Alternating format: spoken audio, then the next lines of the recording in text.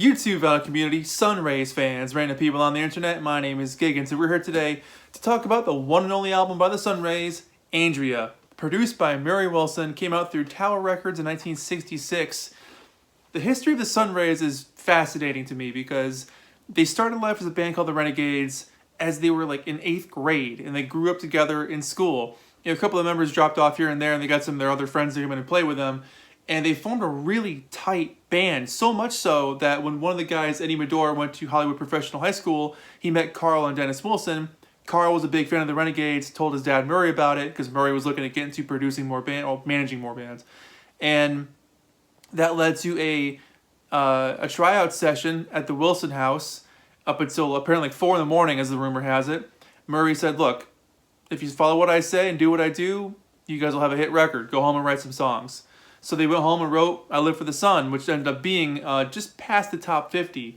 But they were with Murray for a few years. They basically started out as the Sunrays in 1964. This album came out in 1966, and they had some singles after this as well, before eventually kind of splintering off by 69 and 70, and then going off and doing a lot of really cool things in the music industry for a lot of years. These guys have been all over the place, including Eddie, who was in movies and did stuff with the Disney Record Company for a long time.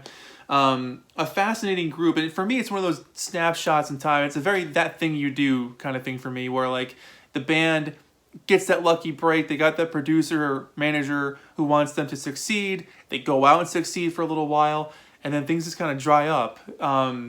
It just happens. They went from playing humongous places like the Hollywood Bowl to playing smaller places again, and they realized that like maybe our time's up, we'll go do something else. And that's kind of what happened. And it's too bad because the talent that these guys have is seriously awesome. They're a really solid band.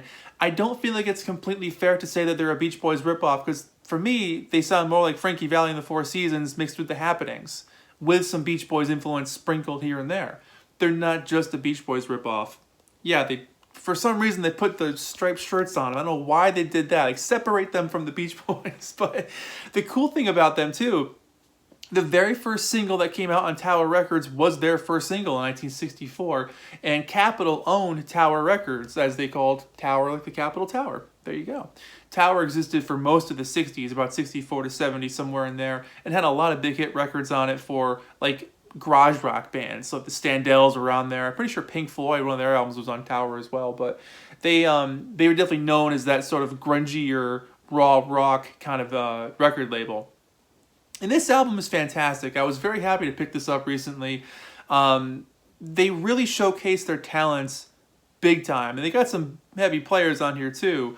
But the vocals, the layering, the song construction, they really were writing great songs. And a couple of these could have been massive hits if they were released as singles. And with the right promotion behind it, could have been something really special. But one of those things where it's like, coulda, woulda, shoulda, I suppose. But the album opens up with Andrea, which is an absolutely gorgeous song, apparently written about a flight attendant. But man, the song itself has so many uplifting, happy shifts on this thing. It's rocking, but it's also sweet.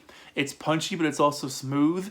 The horns on this thing and throughout this album give this thing a power pop feel that's undeniable. This song sounds like if the Four Seasons and the Buckinghams were trying to be a Beach Boys cover band. And you get a really cool sense of like the horns, the vocals. It just pulses all the way through, and it's definitely a hell of a single. It was their best charting single, number 41 on the Billboard charts. Followed up by A Little Dog and His Boy, written from the point of view of a dog, which is kind of cool. So it's a story about this dog and this kid that grows up and eventually has to go to war. But, in that time, it's all about nice summer days, hanging up by the river, waiting for the kid to come home from school. Just really endearing, sweet stuff. And it's a really nice little song. Really good, nostalgic kind of feel in the harmonies in that one. Have to Be Myself, really cool, propulsive, tambourine-driven track. The background harmonies are fantastic, and that lead vocal is just smooth and confident. I'm really digging that. I Look Baby, I Can't See is the next track on here. Definitely on this one, I'm feeling a big time Four Seasons, Frankie Valli kind of thing. And Frankie Valli, when he's doing like his verses, when he's like doing his more normal voice, not the falsetto, definitely get a big feel on that one. But the horns give this added flavor of confidence throughout this song that just builds it up so well. There's great chimey guitars in the background, big bright chorus, super catchy, well-constructed song. You Don't Faze Me is up next. This is one of my favorites on the album. So many chord changes on this song. I mean, this is a hell of a song. Excellent track performance-wise, and the vocals are youthful and excited. It's a toe tapper all the way through, and for me, it's one of those lost 60s classics. If this had been a single, which I think it may have been, this should have been a massive hit for them. And Still is the last song on side one, which is probably my least favorite song on the album. It's a very slowed down ballad, 50s style, spoken verses, and apparently was done for Murray as like a I'm sorry to Audrey. I guess they had an argument one time, and the guys were asked to record this song as a present to Audrey, so they obliged. They also wrote a song called Our Leader, which they gave to Murray on Christmas of 1965 to thank him for helping them out, get off the ground. Side 2 opens up with their classic, probably their biggest song, I Live for the Sun, and this song really is incredible. Written and sung by drummer Ricky Henn. This one I would say is more Beach Boys influence than anything else on this album.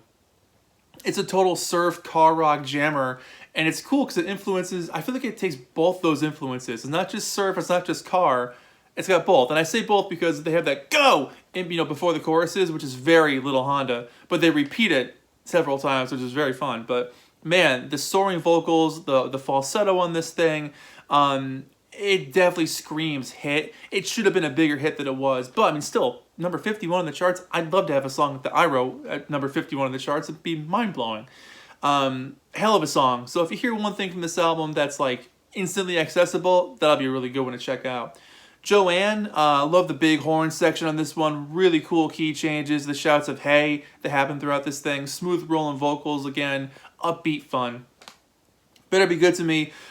This is probably one of my favorites on the album. The bass on this song is absolutely incredible. The vocals are romantic and heartfelt, and you can totally hear Dennis Wilson singing this song. Like, this could have been a really good Denny vocal on this one.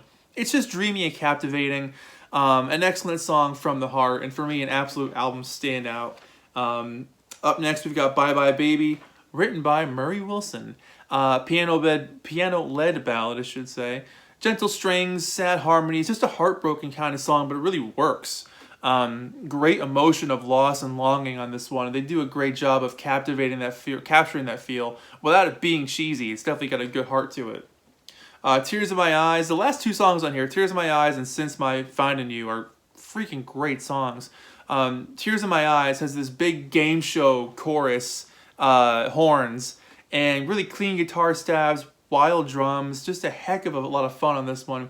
But Since My Finding You is an excellent closer. Wonderful horn arrangement again, the percussion is fantastic, expressive vocals, those big bright horns. It just sticks in your head. This one's very catchy. It's definitely a song that's going to stay in your head. This should have been a single as well, but man, this album for me is definitely something that it's one of those, like, if they only kept going, like if they just made another one. I mean, they had singles after this that just didn't do what their earlier singles had done. I can't believe Still was a single. That blows my mind that was a single. Especially in 1966, that for me it just sounds like so dated, but maybe it's one of those like had to be there kind of things. But here's the back cover. So you got a great write-up about the guys, how they came together. They mentioned the Beach Boys, of course. Nice shot of the guys in their striped shirts there and their white pants. And I'll show you the inside. Just a plain white sleeve. Simple white sleeve.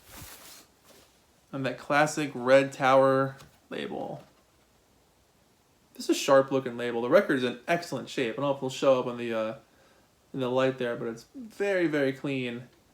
Not sure how often this thing got played, but it is really cool to look at this thing and say, see produced by Murray Wilson. He wrote a couple of songs. Eddie Medore wrote a couple of songs on here. Ricky Henn wrote a few.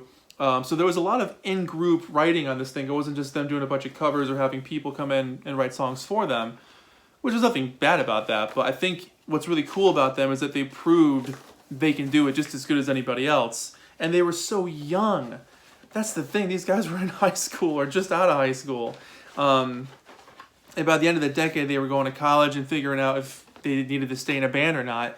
And luckily enough, they found great jobs after this, successfully doing stuff in the industry. But Man, the story of the Sunrays, I wish there was more to know, but it's one of those things where the band existed for a few years. They did their thing. They ran the path, if you will, of what it's like to be in a rock and roll band and have a couple of minor hits, and that was it. But, man, fantastic group. So if any of the Sunrays watched this video, say hi in the comments, because I think this album's fantastic. Definitely a lost 60s classic. Just the harmonies on this thing are fantastic. The skillful playing is unreal. They really made something special with this album, and it's totally unfair to call it a Beach Boys ripoff, because it's not. Not at all. They have their own unique flavor that I feel is more influenced by like The Happenings, The Association, Frankie Valli and the Four Seasons, with some Beach Boys sprinkled in. So it's not just The Beach Boys Part 2. It's like a lot of other groups of the time that they make their own feeling with. Just a really phenomenal group, and I wish they had more success, but at least they gave us some great music that we can appreciate and cherish forever. So there you go. My name is Giggens. This has been the Sunrays with Andrea, their only album.